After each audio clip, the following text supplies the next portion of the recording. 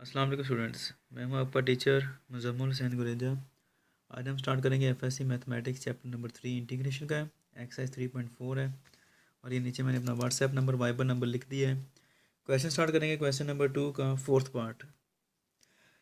Question की statement हमें दी गई है, इंटीग्रल है I is equal to 10 cube x into secant x आ रहा है।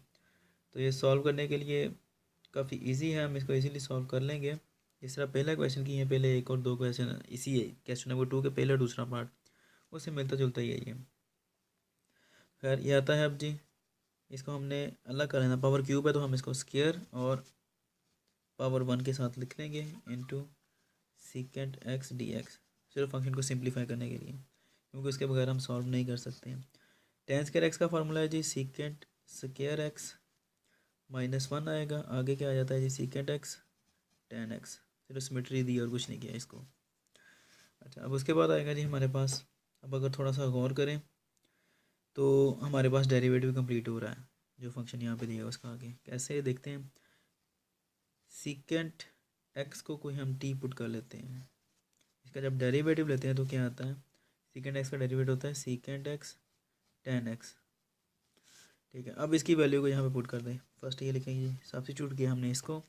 नाउ आई जो आएगा हमारे पास इंटीग्रल वो क्या आएगा, सीकेंट स्क्वायर एक्स इसके इक्वल आएगा टी स्क्वायर के, क्योंकि सीकेंट एक्स को हमने टी रखा है तो सीकेंट स्क्वायर एक्स आएगा टी स्क्वायर -1 इंटू, अब आगे ये सारे का सारा क्या आ रहा है डी टी आ रहा है, ये सारे का सारा, तो इसको हम डी टी लिख देते हैं।